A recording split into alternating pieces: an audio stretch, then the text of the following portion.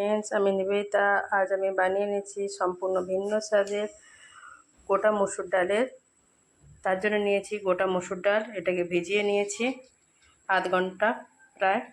তারপর ফোড়নের জন্য নিয়েছি গোটা জিরে, তেজপাতা আর অল্প একটু হিং দেবো। নিয়েছি লঙ্কা গুঁড়ো, হলুদ গুঁড়ো, রসুন কুচি, টমেটো কুচি, পেঁয়াজ। কড়াই গরম হয়ে গেছে, এবারে আমি দিয়ে দেবো পরিমাণ মতো একটু তেল। তেল গরম হয়ে গিয়েছে, এবারে এর মধ্যে দিয়ে দেব গোটা জিরে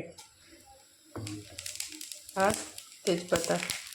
এর মধ্যে অ্যাড করে দেবো সামান্য একটু হিং টেস্টের জন্য। আমি অ্যাড করে দিচ্ছি রসুন কুচি। সামান্য কালার চেঞ্জ হয়েছে, এর মধ্যে এবারে অ্যাড করে দেবো বেশ খানিকটা পেঁয়াজ কুচি। পেঁয়াজটা আমি বেশি সময় ফ্রাই করব না, হালকা কালার চেঞ্জ হয়েছে। পেঁয়াজটা ফ্রাই হতে হতে এর মধ্যে অ্যাড করে দেবো টমেটো কুচি। আর টমেটোটা সফট হওয়ার জন্য দিয়ে দেবো পরিমাণ মতো লবণ। টমেটোটা সফট হয়ে গেছে, এর মধ্যে এবারে অ্যাড করে দিলাম লঙ্কা গুঁড়ো আর হলুদ গুঁড়ো দিয়ে ভালো করে সামান্য একটু জল দিয়ে ভালো করে কষিয়ে নেব।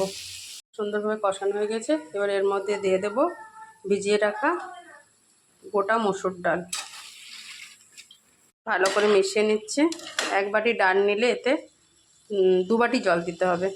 জলটা আমি অ্যাড করে দিচ্ছি। এই বাটির মাপে ডাল নিয়েছিলাম 1 বাটি, এর মধ্যে দিয়ে দিচ্ছি 2 বাটি জল।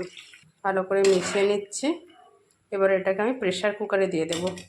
প্রেশার কুকারে 3টে সিটি দিলে হয়ে যাবে। একটা গ্যাস বাড়িয়ে একটা সিটি, তারপর গ্যাস কমিয়ে 2টো সিটি দিলে এটা হয়ে যাবে। দেখুন রেডি হয়ে গিয়েছে গোটা মসুর ডালের ঘুগনি। এর মধ্যে বাটার দিয়ে দিয়েছি এর ফ্লেভারের জন্য। এইভাবে বাড়িতে বানান, খেয়ে দেখুন। ভালো লাগলে অবশ্যই লাইক আর ফলো করে দেবেন।